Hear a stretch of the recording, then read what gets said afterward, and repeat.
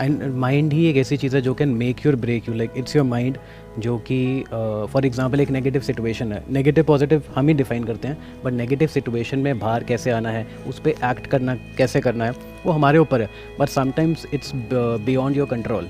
आपको पता है ये गलत है या ऐसे एक्ट नहीं करना, फिर भी आप ऐसे एक्ट कर देंगे। देखो अब इसको पहले आराम से समझते हैं।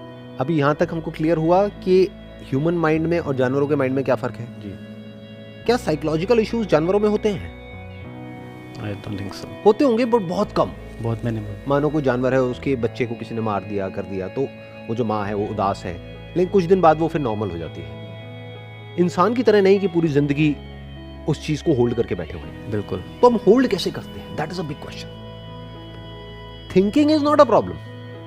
थिंकिंग से ही तो आप यहाँ तक पहुंचे हो, अपने घर से यहाँ तक जो आए हो। कैसे आए हो? थिंकिंग से आए हो। उसमें क्या प्रॉब्लम है? उसमें तो कोई सफरिंग नहीं है। जी, तो सफरिंग कहाँ है? Wrong thinking. Now what is thinking?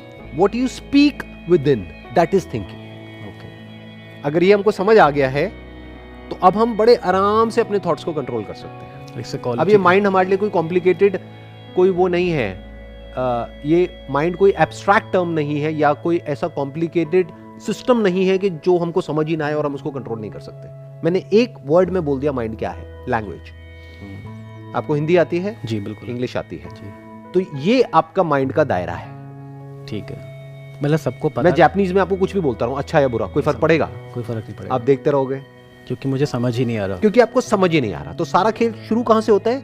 समझ आने से। जो समझ आता है उसके बेस पे आप बोलते हो।